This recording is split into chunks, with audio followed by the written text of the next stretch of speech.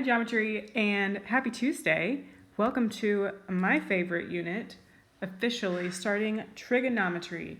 You should have had a little pump up song there. We're gonna get triggy with it today and learn just the basics. If you're wondering, like, Mrs. Grant, these are not your usual notes. Why aren't we doing Cornell notes? Well, to be honest with you, in this unit, usually I do a lot of handwritten notes just because that's the way I prefer to teach it. And so I didn't have any videos pre-made for you. So here's just the basics of trigonometry. Trigonometry we use for right triangles.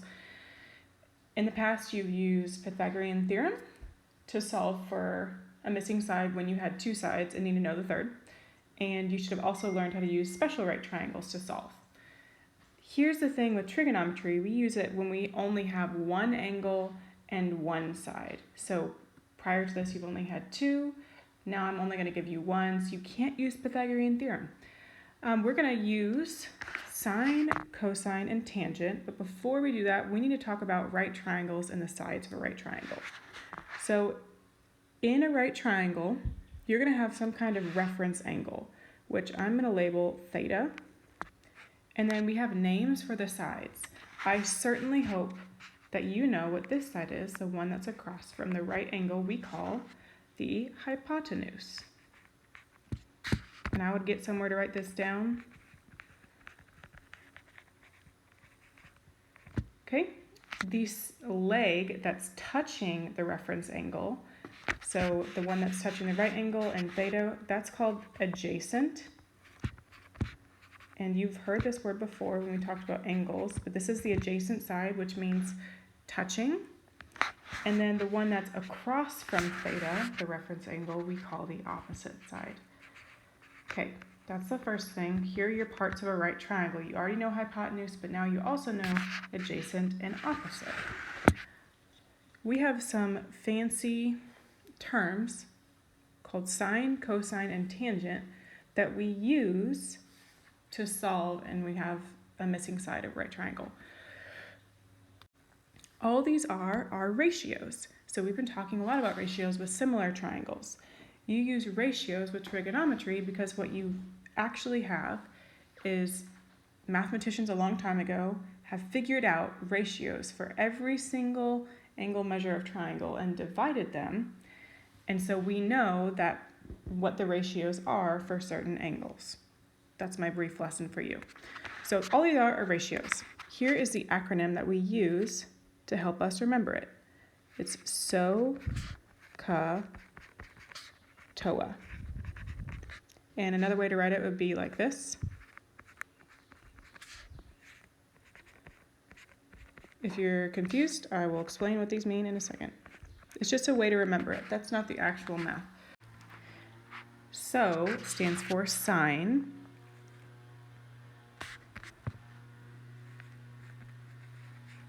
And the sine of an angle we abbreviate as SIN. So the sine of that reference angle over there, theta, is O over H, which means literally opposite over hypotenuse. So you figure out, okay, what's my angle? And from that angle, what's my opposite side? What's my hypotenuse? Do not pronounce this sin, it's sine. Ca is the cosine,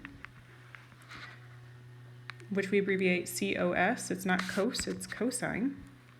Cosine of theta is the adjacent side over the H, hypotenuse. And I'm running out of room, so the last thing is tangent. I'll do over here to the right, which we abbreviate as TAN. It's not tan, it's tangent. Tangent of theta is O over A, which means opposite over adjacent. Please make sure that you have this written down. Save that, look at it. You don't have to memorize it yet. Eventually, you do need to have it memorized. This is something that comes up a lot in math.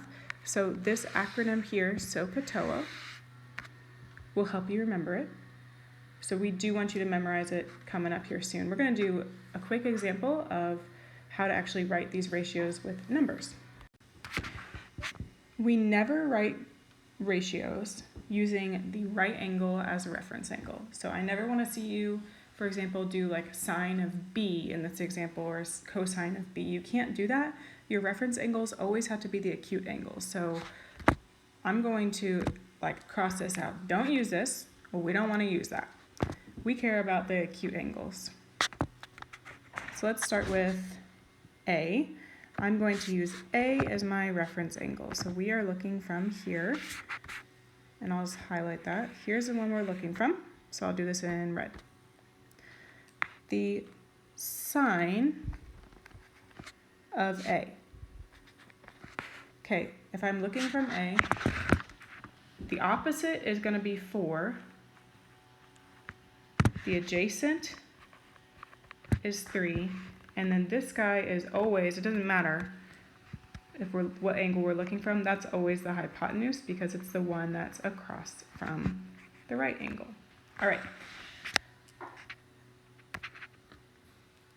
Sine of A would be opposite over hypotenuse, so that's going to be 4 over 5. You could divide this and get decimals, but it'd probably be better to leave it as a fraction. Okay, so that's what I'd like you to do. The cosine of A is the adjacent over the hypotenuse, so that would be 3 over 5. And the tangent of A is the ratio opposite over adjacent, so that's 4 over 3.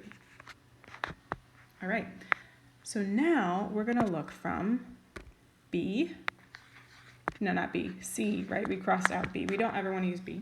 We're going to look from C, the other acute angle. Okay, this is where things switch now.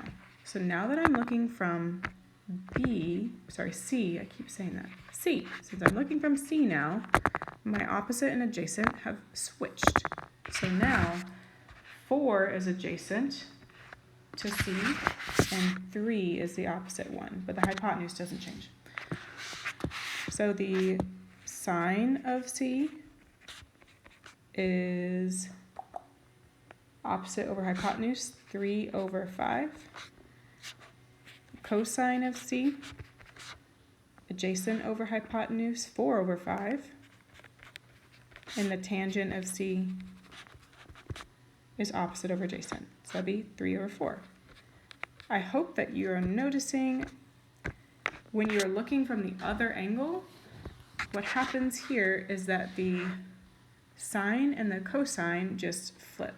So look here and here for me. If you look from the other acute angle, you'll have the same ratios, but they're going to flip-flop because you're just looking from the other one that's complementary since they add up to 90.